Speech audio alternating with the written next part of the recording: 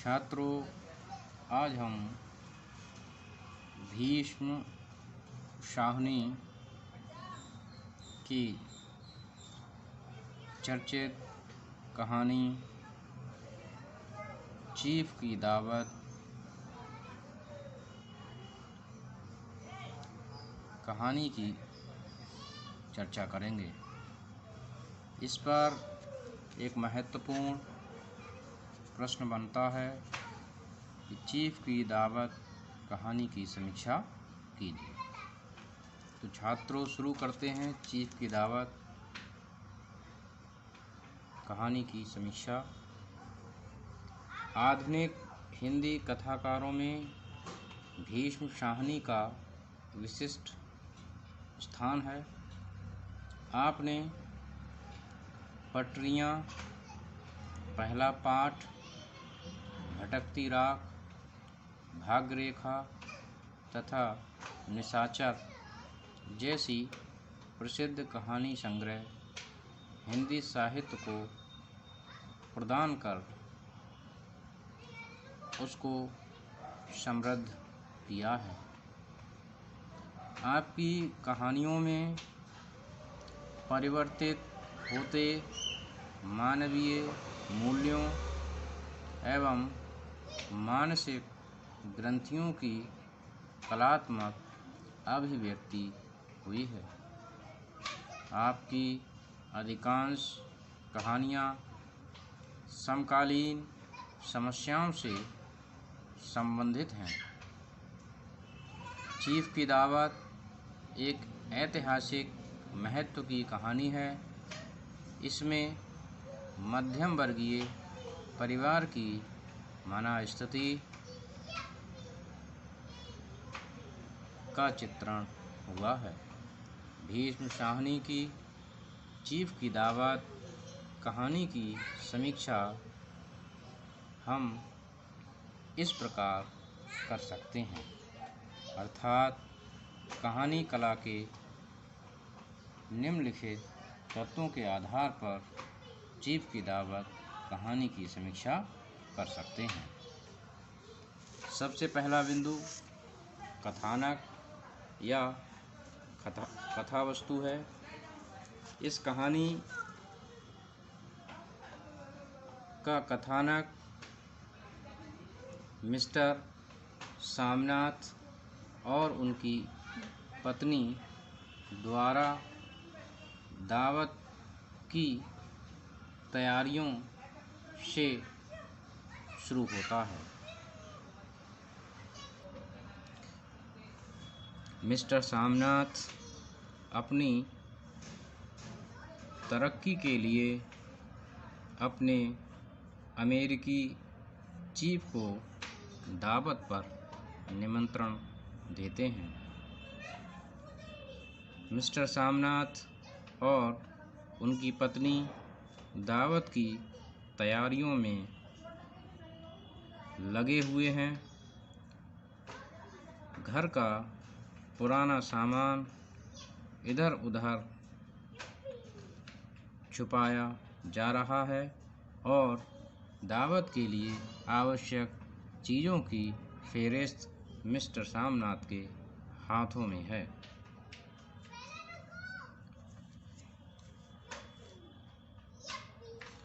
Mister Samnath और उनकी पत्नी के समक्ष एक समस्या खड़ी होती है वृद्धा माँ की।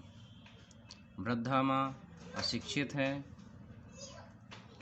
और वे पुरानी जीवन शैली में जीने वाली महिला हैं, परंतु मिस्टर सामनाथ दिखावटी जीवन जीने के अभिलाषी हैं और वे हर प्रकार से यह चाहते हैं कि चीफ पर सकारात्मक और अच्छा प्रभाव पड़े।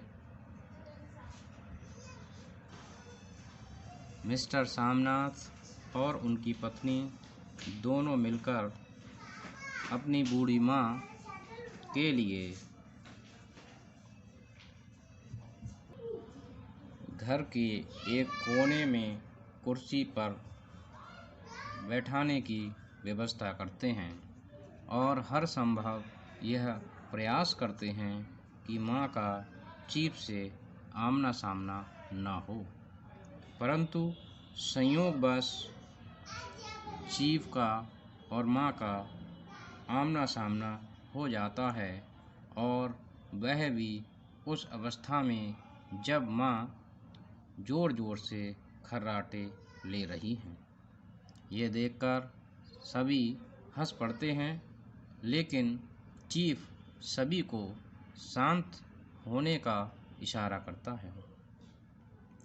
वह मिस्टर सामनाथ की माँ से बातचीत भी करता है। इस पर मिस्टर सामनाथ की माँ भली प्रकार से जवाब नहीं दे पाती हैं, क्योंकि वे एक अशिक्षित और वृद्धा महिला हैं और वे अधिकारियों से बात करने में संकोच भी करती हैं। लेकिन मिस्टर सामनाथ किसी प्रकार का संकोच नहीं करते हैं और वे मिस्टर सामनाथ की वृद्धा माँ से चीफ बातें करते हैं, उनसे वहाँ के पंजाब के संगीत के विषय में, वहाँ के नृत्य के विषय में और वहाँ की दस्तकारी के विषय में आदि विषयों पर मिस्टर सामनाथ की माँ से बात करते हैं। मिस्टर सामनाथ की माँ से बात करके चीफ अत्यंत प्रसन्न होते हैं और उनसे एक फुलकारी बनाने के लिए कहते हैं। इसके साथ ही इस दावत से मिस्टर सामनाथ और चीफ दोनों प्रसन्न होते हैं और इसी प्रसन्न मुद्रा में चीफ रवाना होते हैं।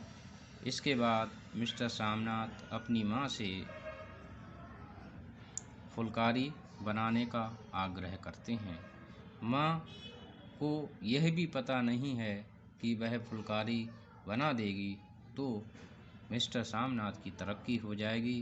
पहले तो वृद्धा माँ कहती है कि मेरी आंखें कमज़ोर हैं, मैं नहीं बना पाऊँगी, लेकिन जैसे ही उन्हें पता चलता है कि मिस्टर सामनाथ की इससे तरक्की होगी तो तुरंत ही उनके लिए फुलकारी बनाने के लिए तैयार हो जाती हैं। और इसी के साथ में इस कहानी का कथानक का समापन होता है। अब हम बात करते हैं पात्र एवं चरित्र चित्रण की।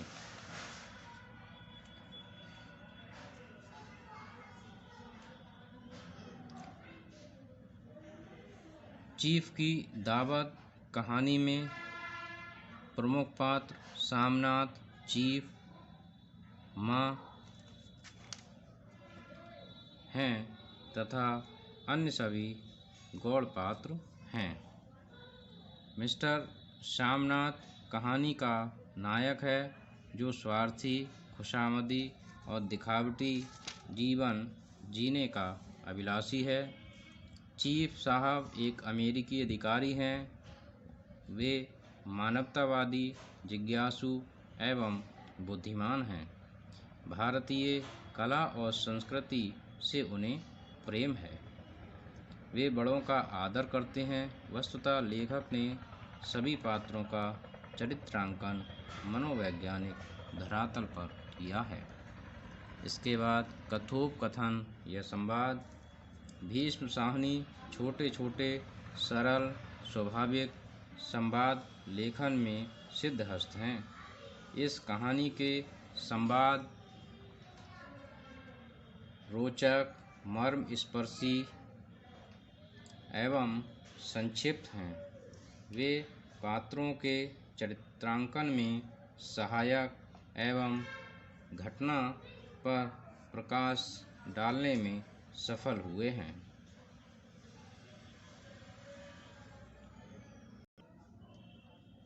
संवाद पात्रों के चरित्र के उद्घाटन में एकदम सफल हुए हैं। चीफ जब मिस्टर सामनाथ की माँ से कहता है कि हाउ डू यू डू, इस पर माँ संशयग्रस्त हो जाती है। वह अंग्रेजी नहीं समझ पाती है और सकुचाते हुए कहती है हाउ डू डू।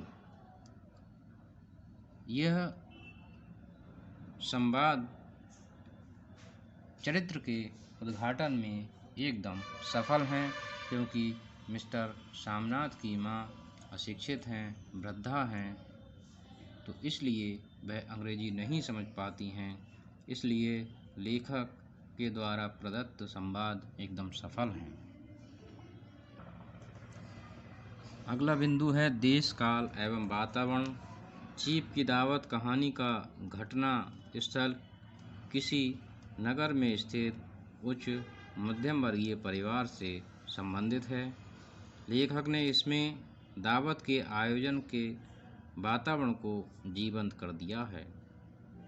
जैसे 5 बजते बजते तैयारी मुकम्मल होने लगी। कुर्सियाँ, मेज, तिपाइयाँ, नैपकिन, फूल सब बरामदे में पहुंच गए। ड्रिंक का इंतजाम बैठक में कर लिया गया। अब घर का फालतू सामान अलमारियों के पीछे, पलंगों के नीचे छिपाया जाने लगा। तो देखते हैं देश, काल, वातावरण की दृष्टि से एकदम ये कहानी सफल है। अब हम बात करते हैं भाषा शैली की। लेखक ने अपनी कहानियों की भाषा सरल और आम बोलचाल की भाषा रखी है। हिंदी की विविध प्रकार की शब्दावलियों के साथ अरबी, फारसी और अंग्रेजी के शब्दों का सफल प्रयोग कहानीकार ने किया है। जैसे पुअर, ड्रिंक, नैपकिन आदि अंग्रेजी के शब्द हैं। फेहरिस्त, मुकम्मल आदि शब्द अरबी फारसी के हैं। लेखक ने कहानी में प्रसंग के अनुकूल वर्णनात्मक, व्यंग्यात्मक, मनोविश्लेषणात्मक शैलियों का प्रयोग किया है। अब हम अंत में बात करते हैं उद्देश्य की। चीफ की दावत एक सोद्देश्य कहानी है। लेखक ने बदलते हुए सामाजिक मूल्यों तथा पतनोन्मुखी नई संस्कृति का उद्घाटन किया है। लेखक ने व्यंग करते हुए यह बताने की कोशिश की है कि जहां हम अपने जीवन मूल्यों, परंपराओं, आदर्शों को भूलते जा रहे हैं, वहीं दूसरे देश के लोग हमारी परंपराओं का सम्मान करते हैं। इस दृष्टि से यह कहानी उद्देश्यपूर्ण है और अपने उद्देश्यों को प्राप्त करने में सफल रही है। तो छात्रों, मैं समझता हूँ कि यह कहानी एक उच्च कोटि की कहानी है। कहानी कला के तत्वों के आधार पर यह श्रेष्ठ कहानी बैठती है। अतः मैं समझता हूँ कि आज आप इस कहानी की समीक्षा समझ चुके होंगे। धन्यवाद।